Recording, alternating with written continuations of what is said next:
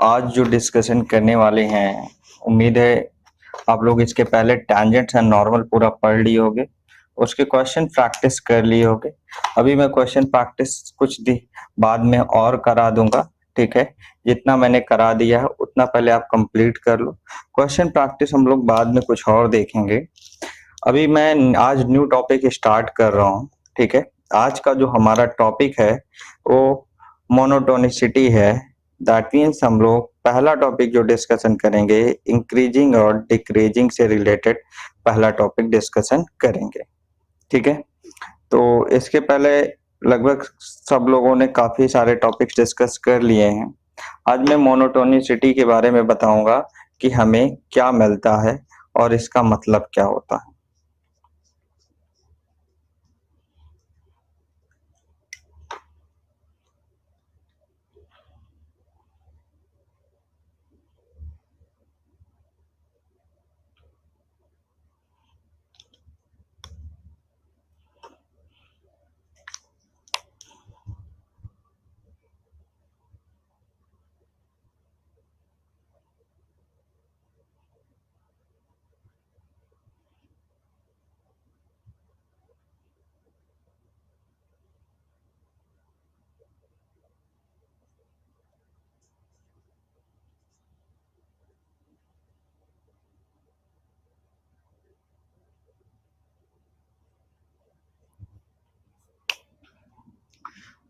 तो हमारा जो टॉपिक है बच्चे, आज हमें डिस्कशन करना है मोनोटोनिसिटी, हमें डिस्कशन करना है। इसका मतलब क्या होता है समझ के चलना है। इसका मतलब होता है कि कोई भी हमारा फंक्शन, ठीक है, या तो इंक्रीजिंग होगा या डिक्रीजिंग होगा, ठीक है। कोई भी फंक्शन या तो इंक्रीजिंग होगा या डिक्रीजिंग होगा, किस पे? अपने डोमेन पे। देन इस केस में ये फंक्शन हमारा क्या कहलाएगा? मोनोटोनिसिटी कहलाएगा। If any function are either increasing और decreasing then these function are called a monotonic function. अगर कोई भी फंक्शन हमारा इंक्रीजिंग या डिक्रीजिंग होता है तो ऐसे फंक्शन को मोनोटोनिक फंक्शन हम लोग नाम दे देते हैं, ठीक है। मोनोटोनिक फंक्शन नाम दे देते हैं, ठीक है। Increasing decreasing on its domain, अपने डोमेन पे होना चाहिए। किस पे? अपने डोमेन पे, ठीक है। जो फंक्शन का कोई भी डोमेन होगा उस फंक्शन में कोई भी हमारा अगर इंक्रीजिंग होगा या डिक्रीजिंग होगा, जैसे मान लेते हैं मेरे पास ये y equal to F x function है। अब अगर देखें तो ये इसका डोमेन है, तो अगर देखें तो ये एक प्रकार का कैसा है? इंक्रीजिंग है। अभी सिर्फ समझ लो, तो ये एक इंक्रीजिंग है, ठीक है। तो हम अगर देखें तो ये हमारा कैसा फंक्शन है? इस y equal to F x function को हम लोग क्या नाम दे सकते हैं? इसे हम लोग मोनोटोनिक फंक्शन नाम दे सकते हैं। इसे क्या कह सकते हैं? मोनोटोनिक फंक्शन नाम दे सकते हैं। ये एक टर्म है, इसे आपको समझ के चलना है, ठीक है। जैसे अगर हम लोग इसी फॉर्मेट से और एक बात को समझे, जैसे ये एक प्रकार का फंक्शन दे रखा है, y equal to F x function दे रखा है, ठीक है। अगर यहां से देखें तो इस केस को अगर समझें तो y equal to F x function है, तो अगर ये फंक्शन को देखेंगे तो ये एक डिक्रीजिंग है, ठीक है। ये एक डिक्रीजिंग फंक्शन है। तो इस केस में अगर हम लोग देखें ये एक डिक्रीजिंग फंक्शन है, देन इस केस में अगर आप लोग देखोगे तो इसे हम लोग क्या नाम दे सकते हैं? मोनोटोनिक फंक्शन नाम दे सकते हैं, ठीक है। इसे क्या नाम दे सकते हैं? मोनोटोनिक फंक्शन नाम दे सकते हैं, ठीक है। That means if any function are either increasing और decreasing on its domain, then इस केस में ऐसे फंक्शन को हम लोग क्या नाम दे देते हैं बच्चे? मोनोटोनिक फंक्शन हम लोग नाम दे देते हैं। अगर इसे देखो तो ये भी एक प्रकार का इंक्रीजिंग फंक्शन है, और अगर इसे देखें तो एक प्रकार का डिक्रीजिंग फंक्शन है। Then both function are called a monotonic function. और इस प्रोसेस को या इंक्रीजिंग डिक्रीजिंग होना ही क्या कहलाता है? मोनोटोनिसिटी हम लोग इसे कह देते हैं बच्चे, ठीक है। ये एक बेसिक कॉन्सेप्ट है, इसे आपको समझ के चलना है। तो मतलब हमें जो इसमें डिस्कशन क्या करना है, पूरे के पूरे टॉपिक में जो हमें डिस्कशन करना है वो इंक्रीजिंग और डिक्रीजिंग का कॉन्सेप्ट बताना है, ठीक है। और मैं आपको एक बात बता दूं बच्चे, इंक्रीजिंग डिक्रीजिंग का कॉन्सेप्ट आपको तभी आएगा जब आप आप लीनियर इनइक्वालिटी एक टॉपिक 11th क्लास में पढ़ा होगा, अगर जिसे आता होगा उसे ही ये टॉपिक आएगा, वरना ये टॉपिक नहीं आने वाला है। ठीक है, तो इसे समझ के चलना, इतनी बातों को समझ के चलना, हम लोग फिर अपने बातों को आगे बढ़ाते हैं। नोट करो, फिर हम लोग एक एक बात को समझते हैं। तो हमारा जो टॉपिक अब स्टार्ट होगा, हम लोग जो पढ़ने वाले हैं मोनोटोनिक फंक्शन डिस्कस करने वाले हैं, that means increasing decreasing function के बारे में हम लोग समझने वाले हैं। ठीक है, तो इसे नोट करो, फिर मैं एक एक बातों को आपको समझाता हुआ चल रहा हूं। हो गया होगा?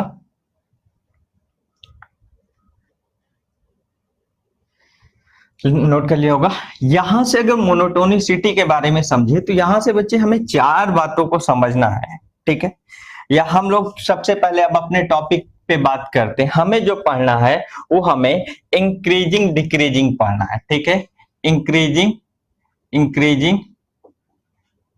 एंड डिक्रीजिंग फंक्शन, ये हेडिंग आप लोग लगा लो। हमें जो पढ़ना है ये पढ़ना है। ठीक है, अगर हम फंक्शन को देखें तो फंक्शन के टाइप्स आपने बच्चे पढ़ रखे हैं। ठीक है, फंक्शन के टाइप्स हमने पढ़ रखे हैं। ठीक है, अगर मेरे पास y equal to F x कोई भी फंक्शन दे रखा है तो y equal to F x function या तो ये एक प्रकार का कांस्टेंट फंक्शन होगा, ठीक है, कांस्टेंट फंक्शन होगा। ठीक है, या तो ये एक प्रकार का कैसा होगा, इंक्रीजिंग होगा, या तो ये कैसा होगा, स्ट्रिक्टली इंक्रीजिंग होगा। ठीक है, स्ट्रिक्टली इंक्रीजिंग होगा बच्चे, स्ट्रिक्टली इंक्रीजिंग होगा। और बहुत सारे टाइप्स हो सकते हैं। या तो ये कैसा होगा, डिक्रीजिंग इंक्रीजिंग होगा, खाली इंक्रीजिंग होगा। ठीक है, ये खाली इंक्रीजिंग फंक्शन होगा। और या तो ये कैसा हो सकता है, डिक्रीजिंग हो सकता है, स्ट्रिक्टली डिक्रीजिंग हो सकता है, स्ट्रिक्टली डिक्रीजिंग हो सकता है,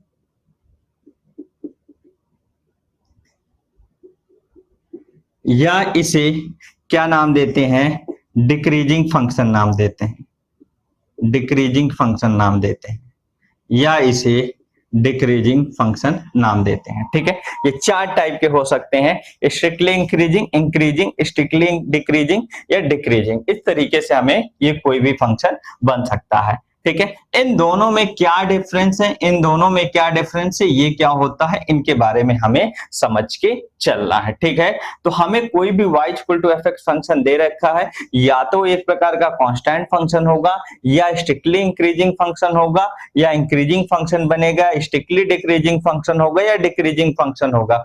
अब आप देखोगे, सीधी सी बात है बच्चे, या तो कोई फंक्शन इंक्रीज करेगा या डिक्रीज करेगा, या तो कांस्टेंट होगा, कोई ना कोई तो हमारा यही 3 में से एक कॉन्सेप्ट होगा ना। तो हमें वही बातों को समझना है कि कोई फंक्शन कब क्या होगा, हमें एक एक टर्म्स को लेके समझते हुए चलना है। ठीक है, तो इसे नोट करो, फिर हम लोग अपनी बातों को आगे बढ़ाते हैं बच्चे।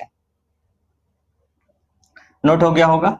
सबसे पहला जो कॉन्सेप्ट मैं लेके चल रहा हूं, अब मैं सबसे पहली बात जो लेके चल रहा हूं, यहां से आपको समझ के चलना है कांस्टेंट फंक्शन क्या होता है। ठीक है, कांस्टेंट फंक्शन के बारे में मैं आपको सबसे पहले बता दूं, ये आपने पढ़ा भी है। ठीक है, आपको ये बात पता भी है। ठीक है, अगर मेरे पास कोई भी एक फंक्शन दे रखा है बच्चे, ठीक है, ये अगर देखें y equal to F X equal to k type का फंक्शन है। ठीक है, अगर देखें आप x की कोई भी वैल्यू ले लो, x की कोई भी वैल्यू ले लो, ये ऑलवेज एक फिक्स्ड वैल्यू कंटेन करेगा, ये ऑलवेज एक फिक्स्ड वैल्यू कंटेन करेगा, then this function is called a constant function. For all values of x, this values have always, this function have always value k. That means हम अगर देखें तो x की कोई भी वैल्यू ले लें, हमें ये ऑलवेज कितना मिलेगा बच्चे, ऑलवेज के ही वैल्यू मिलेगी, इसलिए एक ऐसा फंक्शन है, कांस्टेंट फंक्शन है। ठीक है, यहां से इसके बारे में एक बात आप लोग समझ चुके हो, इसका स्लोप मैंने बच्चे बताया था, इसका स्लोप अगर देखोगे तो 0 मिलेगा। If any line are parallel to x axis then this line having slope 0। ठीक है, उस लाइन का स्लोप कितना मिलेगा बच्चे, 0 मिलेगा। ये बात आप लोगों को मैंने पढ़ाया था। ठीक है, तो यहां से समझते हुए एकदम चलना। ठीक है, हमें क्योंकि बहुत सारी बातों को यहां ध्यान से समझना है। जैसे अब अगर देखें दूसरी बात, यहां से अब अगर हम स्ट्रिक्टली इंक्रीजिंग की बात करें, सबसे पहला जो पॉइंट है हमारा कि स्ट्रिक्टली इंक्रीजिंग का मतलब क्या होता है। स्ट्रिक्टली इंक्रीजिंग फंक्शन हमारा होता क्या है। अगर स्ट्रिक्टली इंक्रीजिंग की बात करेंगे, हमारा कोई फंक्शन सिर्फ क्या करे, इंक्रीज करे। If any function are only increasing, then this function is called a strictly increasing. ठीक है, अगर कोई फंक्शन सिर्फ इंक्रीज करे, ठीक है, मतलब x की कोई भी वैल्यू रखते जाए और उसकी वैल्यू लगातार बढ़ती जाए। अगर हम लेफ्ट टू जैसे समझो, यहां ग्राफ से समझो, जैसे मान ले मेरे पास ये ग्राफ है, ये x एक्सिस हो गया और ये y एक्सिस हो गया।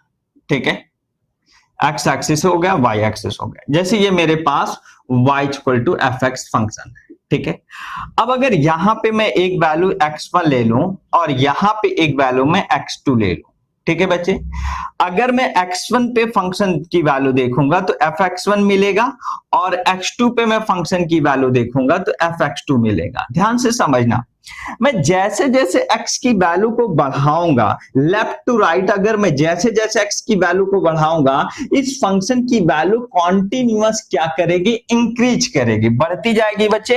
अब आप पॉजिटिव y एक्सिस में अगर देखोगे तो लगातार वैल्यू बढ़ती जा रही है। दैट मींस हियर अगर हम देखें तो यहां से हम क्या समझ पा रहे हैं कि जैसे जैसे x की वैल्यू हम बढ़ा रहे हैं वैसे वैसे इस फंक्शन की वैल्यू बढ़ रही है।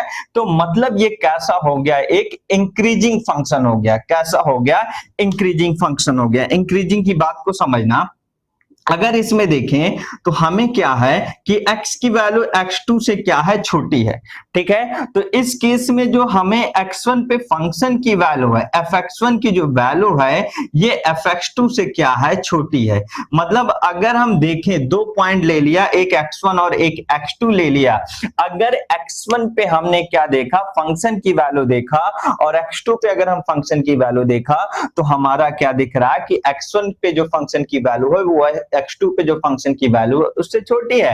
That means here this function is called a increasing function. जैसे एक बेसिक एग्जांपल से हम समझते हैं।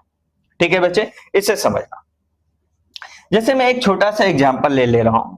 जैसे मान लो मेरे पास एक बेसिक, एकदम मैं बेसिक एग्जांपल ले रहा हूं। ठीक है, जैसे y equal to F X equal to 2x plus 3 दे लिया। ठीक है, अब अगर मैं देखो इस लाइन को देखें, then this function have a domain x belongs to r। ये अच्छा, एक बात ये समझ के चलना, ये जो भी प्रोसेस होगा बच्चे, ये हमारा डोमेन पे प्रोसेस होगा। यहां पे अगर देखोगे तो x1 and x2 both are belongs to df। That means दोनों किस पे अंदर बिलोंग करेंगे, डोमेन के अंदर बिलोंग करेंगे। Then this function is completely called a strictly increasing function. यहां पे कोई भी वैल्यू, दो वैल्यू के लिए फंक्शन की वैल्यू कभी सेम नहीं हो सकती है। ठीक है, मैं क्या कह रहा हूं, उस टर्म्स को पकड़ना।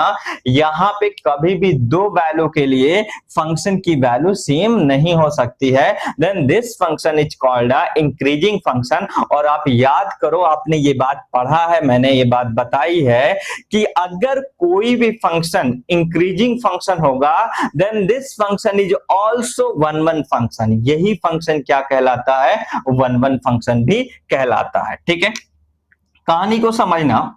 जैसे 2x प्लस 3 है, हम अगर देखें कि ये स्ट्रिक्टली इंक्रीजिंग है कि नहीं, समझना इस बात को।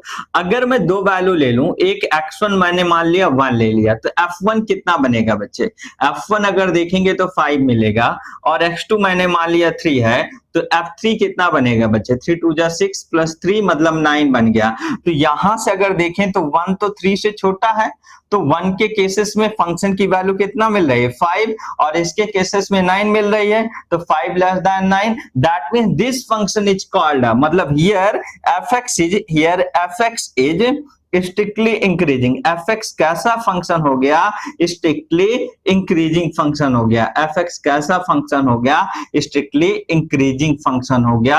ये इसका एक कॉन्सेप्ट है। स्ट्रिक्टली इंक्रीजिंग का मतलब ऑलवेज क्या होगी, वैल्यू बढ़ती जाएगी, कभी भी कोई वैल्यू हमारी कांस्टेंट नहीं होगी। ठीक है, कांस्टेंट कैसे होगी उस बात को भी हम समझेंगे, पहले इसे एक बेसिक एग्जांपल से समझ के चलना। ठीक है, इसे नोट करो।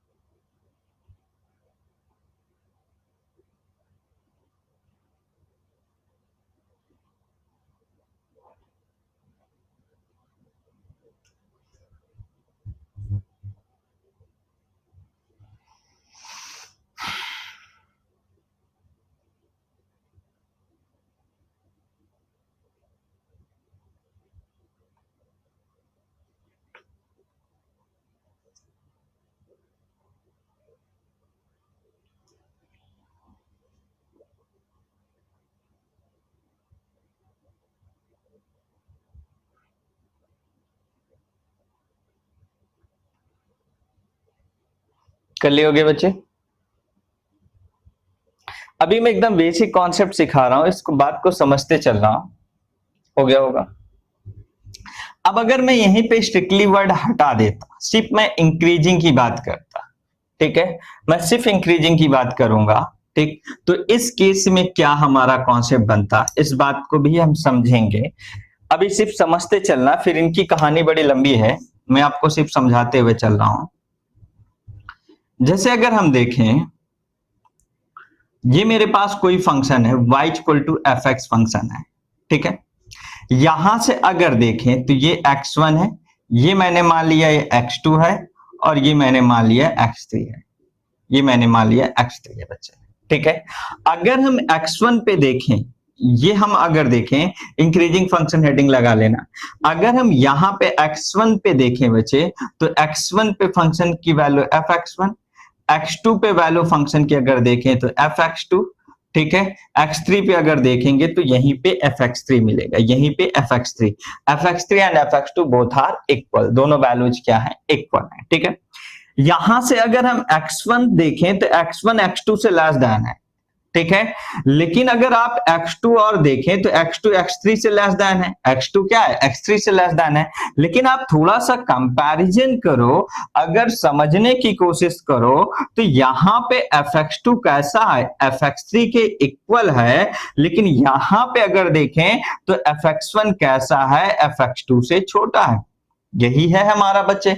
तो अगर इन दोनों रिलेशन को हम कंबाइन करें, इन दोनों रिलेशन को हम कंबाइन करें और हम कोई भी दो पॉइंट ले लें, कोई भी दो पॉइंट ले लें, और मैं मान लेता हूं एक C1 ले रहा हूं और एक C2, और ये इस डोमेन के अंदर है, ठीक है, देन यहां से हम क्या कह सकते हैं, we can say that if C1 is less than or equal C2, C1 is less than C2, then इस केस में FC1 is less than or equal FC2, FC1 is less than or equal FC2, मतलब यहां पे ये एक कैसा function include हो गया, कांस्टेंट फंक्शन भी इंक्लूड हो गया।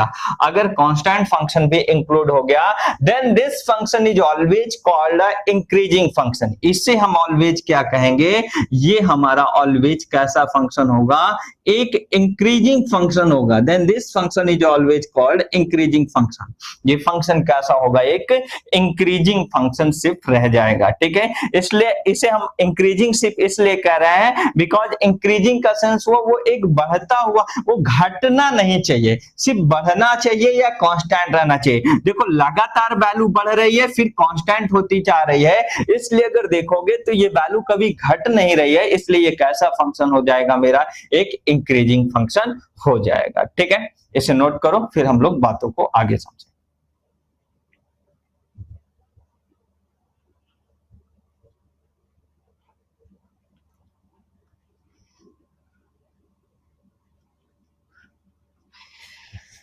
तीसरा टर्म ऐसे ही हमें समझना है, ये तीसरा था, चौथा टर्म हमें ऐसे ही समझना है, strictly decreasing, strictly decreasing,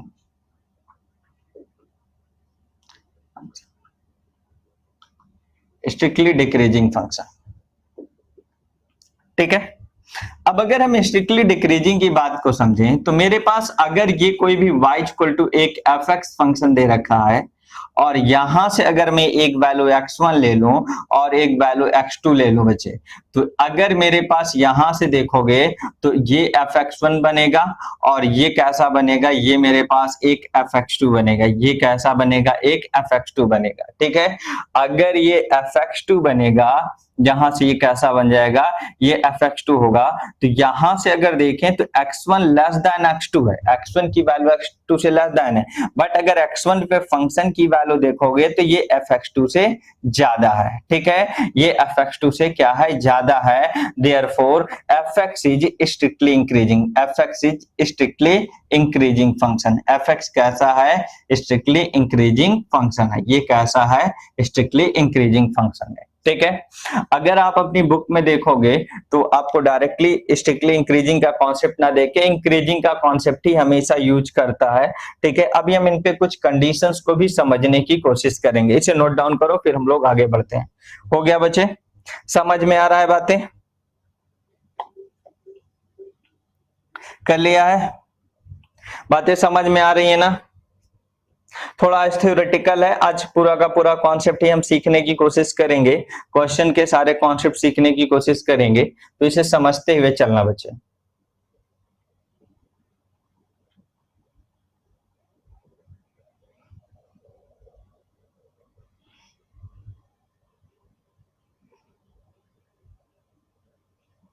note करो फिर हम लोग आगे बढ़े, नोट हो जाए तो बता देना।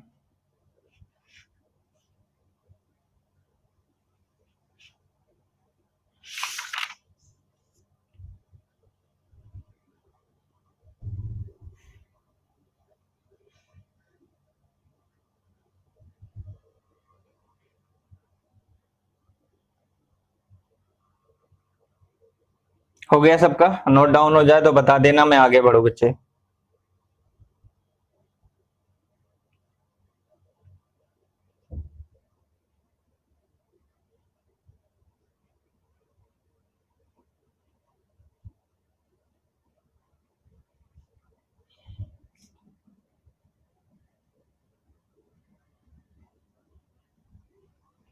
ये सिर्फ कॉन्सेप्ट सिखा रहा हूं, ठीक है, आगे समझना इसी में।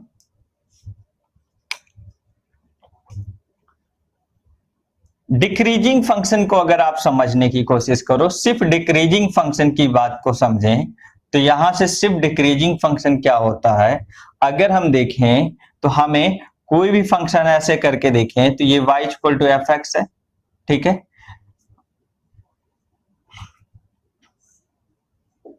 ये y equal to F x function दे रखा है, ठीक है, यहां से अगर ये मेरे पास x1 वैल्यू है और यहां से मेरे पास ये x2 वैल्यू है और मेरे पास यहाँ कोई x3 वैल्यू है, ठीक है, तो ओवरऑल ऑब्जर्वेशन आप अगर करोगे तो यहां से अगर x1 और x3 की बात को हम लोग समझेंगे, ठीक है, तो अगर हम देखें यहां से तो x1 हमारा बचे, अगर हम x3 से ले लें, ठीक है, अगर हम मान ले x1 देखें तो x1 x2 से छोटा है, ठीक है, यहां पे लेकिन फंक्शन की वैल्यू अगर देखें तो फंक्शन की वैल्यू fx1 और fx2 के क्या है, इक्वल है, दोनों के केसेस में हमेशा कितनी वैल्यू मिल रही है, fx1 हो या fx2 दोनों कैसा मिल रहा है, सेम मिल रहा है, लेकिन अगर हम fx3 की बात करेंगे तो fx3 हमारा क्या है, यहां से अगर देखें, अगर हम x2 और x3 की बात करें तो ये हमारा कैसा है, fx2 क्या है हमारा, ग्रेटर देन है fx3 से, ठीक है,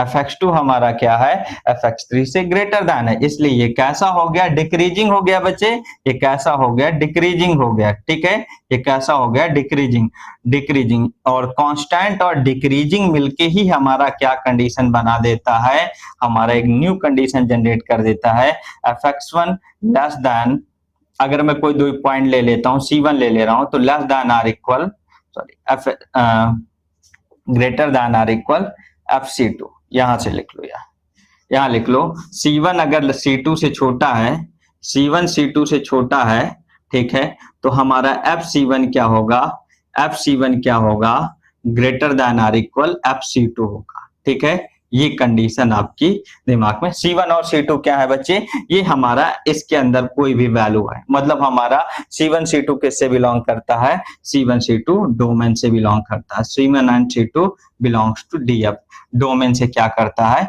ये वैल्यू हमें बिलोंग करती है, ये किससे बिलोंग करती है, डोमेन से ये वैल्यू बिलोंग करती है, ठीक है, तो ये बात आपको समझ के ओवरऑल चलना है, ठीक है। अब बोर्ड के एग्जाम में देखोगे तो आप अपनी बुक जब देखोगे तो उसमें इस कॉन्सेप्ट के बेसिस में कुछ क्वेश्चन को सॉल्व किया हुआ है, ठीक है, आप उन क्वेश्चन को मैंने जैसे अभी एक सिखाया है उनको प्रैक्टिस करोगे तो इस कॉन्सेप्ट के बेसिस पे भी आपको कुछ क्वेश्चन मिलेंगे, मैं जैसे एक दो क्वेश्चन प्रैक्टिस करा रहा हूं, इस कॉन्सेप्ट पे भी समझना।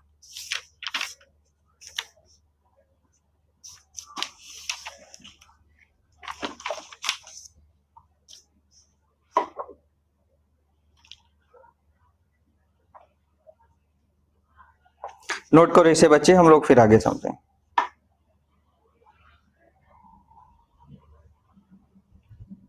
हो गया होगा? आपका जो पूरा टॉपिक है यही है, इसी बातों को हमें समझना है, इसे नोट करो फिर हम लोग आगे बढ़े।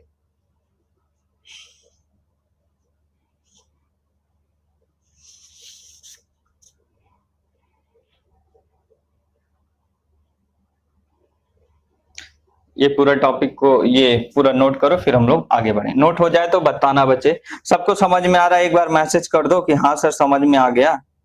एक बार मैसेज करके बता दो बच्चे कि समझ में आ गया, तो मैं आगे बढ़ूं।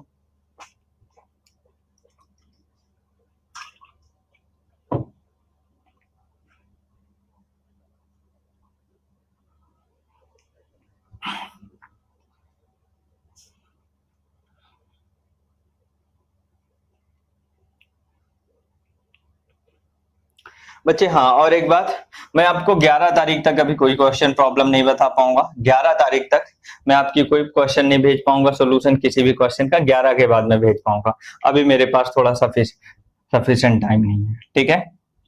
11 के बाद जितने लोगों के जो क्वेश्चन पड़े हुए हैं वो सारे सोल्यूशन 11 के बाद सबको भेज दूंगा मैं।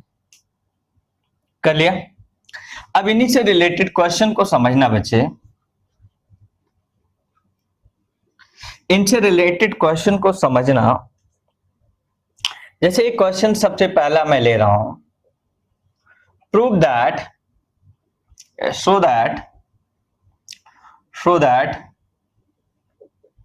fx is equal to minus 3x plus 12 for all x belongs to R is strictly decreasing function. Is strictly decreasing function. It is strictly decreasing function. ठीक है। अब बात समझो, आपके पास दो ऑप्शन है, या तो इसका ग्राफ ट्रेस कर लो बच्चे, ठीक है। मैं दोनों बता दे रहा हूं, यहां से समझना, काफी बेसिक है। मुझे F X is equal to minus 3x plus 12 है। मैं कोई भी दो वैल्यू ले लेता हूं, कोई भी दो वैल्यू, मुझे इसका डोमेन पता है, दिस इज पॉलिनोमियल फंक्शन, मतलब इसका डोमेन आर होगा। मैं कोई भी दो वैल्यू ले लूं, एक 1 ले रहा हूं, मैं मान लेता हूं x1 1 है और x2 मैं मान लेता हूं 3 है, कोई भी दो वैल्यू ले लिया, ठीक है। इसका डोमेन आर है, ये बात समझ के चलना, ठीक है। अगर मैं f1 देखूं तो f1 मुझे कितना बनेगा, -3 प्लस 12 मतलब 9 बनेगा। और अगर मैं f3 देखूं तो कितना बनेगा, -3 3 जा 9 प्लस 12 मतलब कितना बनेगा, 3 बनेगा, ठीक है। तो यहां से 1 अगर देखें तो 1 किससे लेस देन है, 3 से। 1 किससे लेस देन है, 3 से, ठीक है। लेकिन अगर यहां से देखें तो 9 क्या है, 3 से ग्रेटर देन है। मतलब अगर x1 लेस देन है x3 से, x2 से, तो आप क्या देख रहे हो, fx1 कैसा है, ग्रेटर देन है fx2 से, ठीक है। मतलब ये कैसा हो गया, यहां से क्या कह सकते हो, f इज स्ट्रिक्टली डिक्रीजिंग। यही तो कंडीशन पढ़ा है यार, स्ट्रिक्टली डिक्रीजिंग की। अभी देखो f is strictly decreasing function, यही कंडीशन आपने पढ़ा है, अभी चेक करो, ठीक है। अगर ये x1 और x2, अब बच्चे कोई कहेगा सर आपने 1 और 3 ही तो लिया है, हम कैसे जाने 1 और 3 लेके। अब ये बाई प्रैक्टिस होता है बच्चे, ये सब बातों को हम बाई प्रैक्टिस हम लोग समझ के चलते हैं जब किसी चीज का यूज टू हो जाते हैं। ये x1 और x2 ऑन आर पे हम कोई भी जनरल पॉइंट ले लोगे आप, वहां हर एक जनरल पॉइंट के लिए ये कॉन्सेप्ट हमारा चलता है, ठीक है। अगर ग्राफिकल समझें तो ग्राफिकल हम ऐसे समझ सकते हैं, y equal to -3x plus 12 है, x इक्वल टू 0, तो y की वैल्यू कितना बनेगा, 12। y इक्वल टू 0 करेंगे तो x इक्वल टू कितना बनेगा, अगर हम लोग देखें तो 4 बनेगा, ठीक है। यहां से समझना 0,12 है, 0,12 कहीं यहां पे होगा, यहां पे मैं मान लेता हूं ये 0,12 है, और 4,0 और 4,0 कहीं यहां पे है, 4,0, ठीक है। इसको मिला दो, ठीक। अब अगर देखें तो जैसे जैसे कोई भी दो वैल्यू आप ले लो, कोई भी दो वैल्यू आप ले लोगे, जैसे जैसे x की वैल्यू बढ़ती जाएगी, फंक्शन की वैल्यू क्या होती जाएगी, घटती जाएगी। फंक्शन की वैल्यू क्या होती जाएगी, घटती जाएगी। फंक्शन की वैल्यू क्या होती जाएगी, घटती जाएगी, ठीक है। अगर ये x1 ले लूं और ये x2 ले लूं, और ये अगर मैं देखोगे तो यहां से fx1 मिलेगा और यहां से fx2 मिलेगा। तो अगर आप यहां से देखो तो x1 हमारा x2 से छोटा है, लेकिन fx1 की वैल्यू अगर आप देखोगे तो हमारा fx2 से ज्यादा है। मतलब ये कैसा हो गया, f is strictly decreasing. f कैसा हो गया, एक डिक्रीजिंग हो गया, डिक्रीजिंग फंक्शन। इस तरीके से हमें कॉन्सेप्ट समझ के चलना पड़ता है, ठीक है। ये जो हमने अभी तक कॉन्सेप्ट पढ़े हैं उनका यूज इस फॉर्मेट से हम लोग कर सकते हैं क्वेश्चन में। आपके पास बहुत सारे क्वेश्चन हैं, आप उन क्वेश्चन की प्रैक्टिस कर सकते हो, यहां से क्वेश्चंस को सीख सकते हो, ठीक है।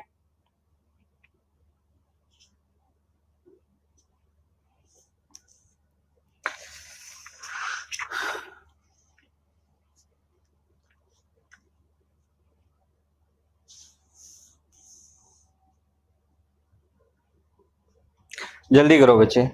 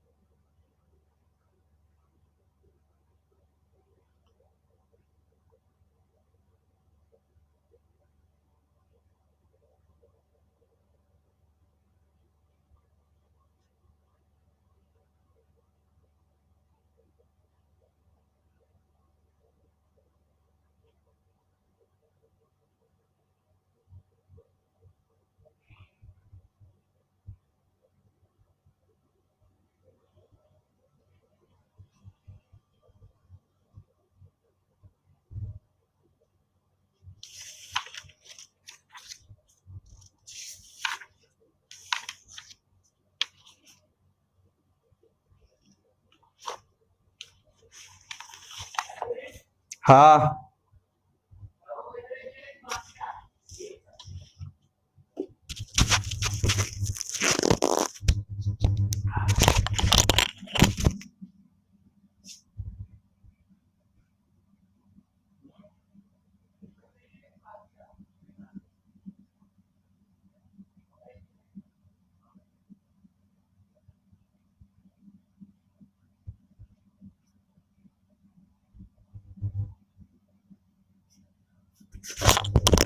हो गया बच्चे, आगे बताओ फिर हम लोग आगे बढ़े।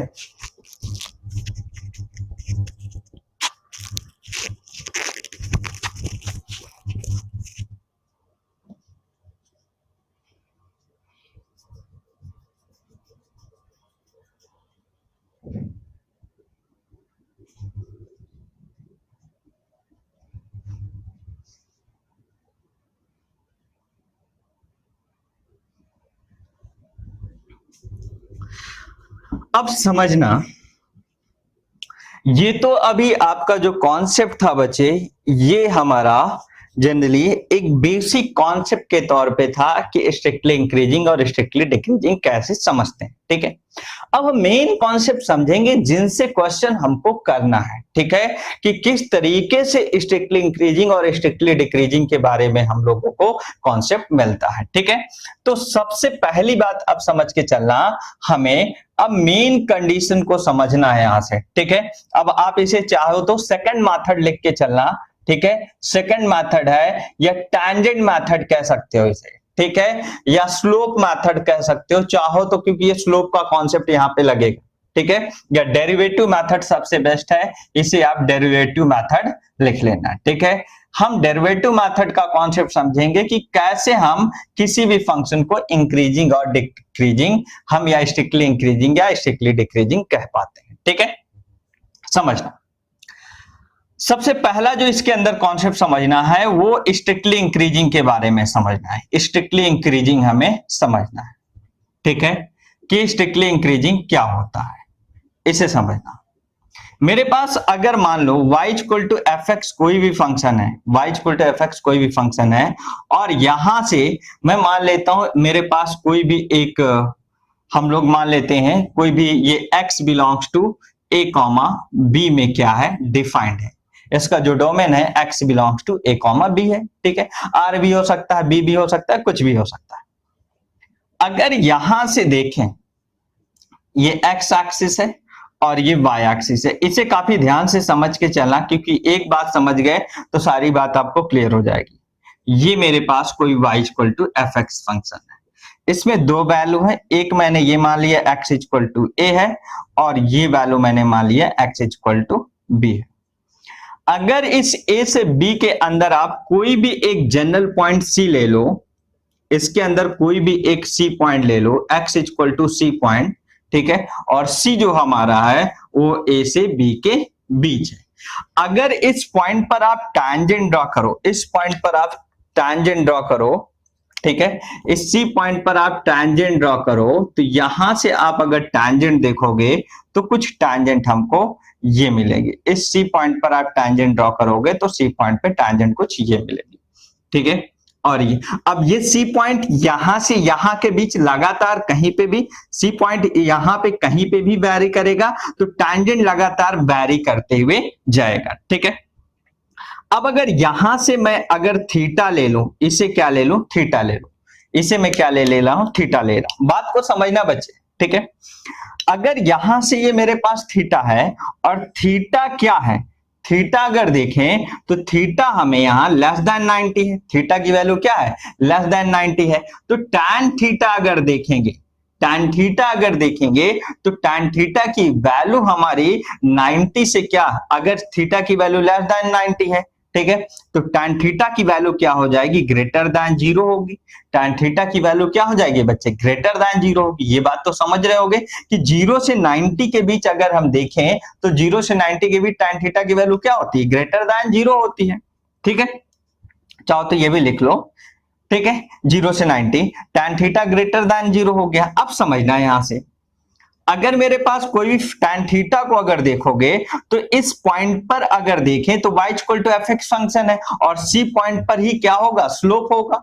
अगर मेरे पास y equal to F x है तो अगर हम इसको डिफरेंशिएट किए dy बाई डी एक्स अगर देखें तो यही एफ डैश एक्स है और dy बाई डी एक्स की वैल्यू अगर c पर देखें, एट c पर देखें, ठीक है, at X is equal to C पर देखें तो एफ डैश सी यही मेरा क्या है जनरली बच्चे, इसका स्लोप है, ठीक है। मतलब यहां से कंडीशन क्या निकल के आई कि जो एफ डैश एक्स की वैल्यू है वो क्या होनी चाहिए, ग्रेटर देन 0 होनी चाहिए। जो एफ डैश एक्स की वैल्यू है क्या होनी चाहिए, greater than 0। That means final अब आप कॉन्सेप्ट क्या निकाल के लाए कि मेरे पास अगर y equal to F x कोई भी फंक्शन दे रखा है वो स्ट्रिक्टली इंक्रीजिंग अपने डोमेन में तभी होगा जब उसमें एफ डैश एक्स की वैल्यू क्या होगी, ग्रेटर देन 0। तो ये हमें क्या मिल गई, कंडीशन मिल गई है। ये सारी क्या हमें मिल रही है, यहां से कंडीशन मिल रही है। तो यहां पे हेडिंग आप समझ के चल सकते हो, सम कंडीशन भी आप समझ के यहां से चल सकते हो कि हमें कंडीशन क्या मिलती है। समझ गए होगे बच्चे। यहीं से इंक्रीजिंग के कॉन्सेप्ट को समझना कि इंक्रीजिंग क्या होता है। इंक्रीजिंग फंक्शन को अगर यहीं से आप समझने की कोशिश करो तो इंक्रीजिंग का कॉन्सेप्ट आपको 1 मिनट में समझ आ जाएगा बच्चे, ठीक है। अगर आप देखो तो इंक्रीजिंग का कॉन्सेप्ट यहीं से समझ जाओगे। मेरे पास ये कोई भी फंक्शन है,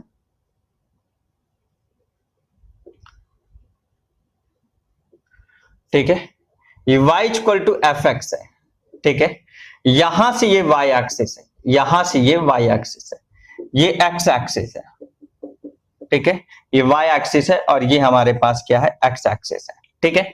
यहां से अगर देखें, यहां पे कोई भी हम लोग बच्चे पॉइंट लेंगे यहां से यहां तक, अगर आप यहां से यहां तक देखोगे तो ये मेरे पास इसके लिए एफ डैश एक्स की वैल्यू क्या होगी, ग्रेटर देन 0 होगी। ये बात आपने अभी जस्ट पढ़ा है।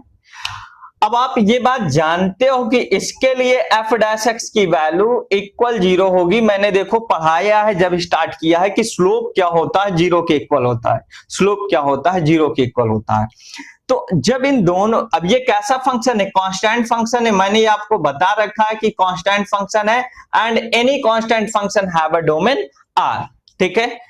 कोई भी कांस्टेंट फंक्शन डोमेन आर रखता है बट इसका स्लोप कितना होता है, ऑलवेज 0 मिलता है, ठीक है। मतलब इसका हमें स्लोप कितना मिलेगा, ऑलवेज 0 मिलेगा, ठीक है। तो यहां से अगर हम लोग देखें इन दोनों कंडीशन को हम कंबाइन करें, इन दोनों कंडीशन को कंबाइन करें, then f dash x greater than or equal 0, ठीक है। मतलब अगर हम इंक्रीजिंग फंक्शन की कंडीशन देखते हैं तो इंक्रीजिंग फंक्शन की कंडीशन क्या होगी, f dash x greater than or equal 0 होगा। किस पे, ऑन ए टू बी। ये बात भी समझ के चलना। ये x इक्वल टू ए ले लिया है मैंने, ये मैंने x इक्वल टू बी कोई पॉइंट ले लिया है, ठीक है, ए से बी के बीच। दूसरी बात समझ के चलना, यहां से ये बात समझना कि ओवरऑल अगर आप देखोगे कि कि ये बच्चे कैसे फंक्शन होंगे, हमारे एक कॉन्टिन्यूअस फंक्शन होंगे, ये ओवरऑल कैसे फंक्शन होंगे, एक कॉन्टिन्यूअस फंक्शन हमारे होंगे। ठीक है, कहीं पे ब्रेक नहीं करना चाहिए। अगर ये अपने डोमेन के अंदर, अगर ये ब्रेक कर गए तो हमारे कैसे होंगे, डोमेन उसमें इंक्लूडेड नहीं होगा। मतलब ये हमेशा अपने डोमेन पे कैसे होने चाहिए, एक कॉन्टिन्यूअस फंक्शन होने चाहिए। जब अपने डोमेन पे एक कॉन्टिन्यूअस फंक्शन होंगे तभी हम इंक्रीजिंग और डिक्रीजिंग की बात बता पाते हैं, वरना हम इंक्रीजिंग डिक्रीजिंग की बात नहीं कर पाते। ये दो कंडीशन को समझ के चलना कि स्ट्रिक्टली इंक्रीजिंग और इंक्रीजिंग क्या होता है। समझ में आया बच्चे? एक बार मैसेज कर दो कि समझ में आ गया सर।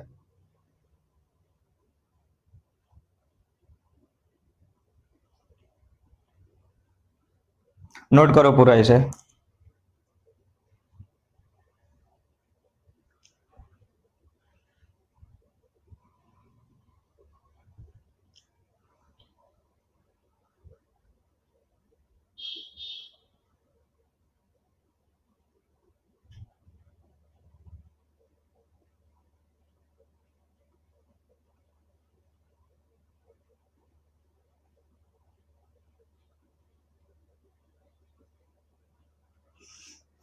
हो गया होगा?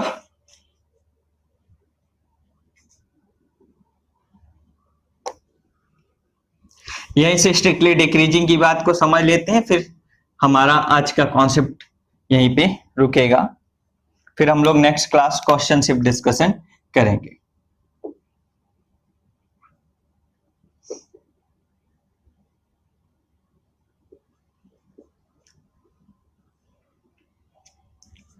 अगर स्ट्रिक्टली डिक्रीजिंग की बात करें, y equal to F x function है, मान लेते हैं x किससे बिलोंग कर रहा है, a से b। ये कैसा होना चाहिए, कॉन्टिन्यूअस फंक्शन होना चाहिए। कैसा होना चाहिए, कॉन्टिन्यूअस फंक्शन होना चाहिए। ठीक है, अगर हमारे पास जैसे ये कोई फंक्शन है, y equal to F x function है, ठीक है, यहां से अगर हम a से b देखें, हमारे पास क्या है, ये x इक्वल टू a है और ये मैंने x इक्वल टू b ले लिया। इसके अंदर कोई भी एक मेरे पास जनरल पॉइंट है, ये x इक्वल टू मैंने c ले लिया। ठीक है, अगर इस जनरल पॉइंट c पर मैं टैंजेंट ड्रॉ करूंगा तो मुझे कुछ टैंजेंट ये मिलेगी। ठीक है, इस जनरल पॉइंट c पर अगर मैं टैंजेंट ड्रॉ करूंगा तो ये टैंजेंट कुछ मुझे c मिलेगी। ठीक है, ये मिलेगी बच्चे, अगर इस पे टैंजेंट ड्रॉ करूंगा तो यही मिलेगा। अब अगर इस टैंजेंट का आप स्लोप देखोगे तो स्लोप मुझे ये बनेगा, मैंने मान लिया थीटा है बच्चे, मैंने मान लिया ये क्या है, थीटा है।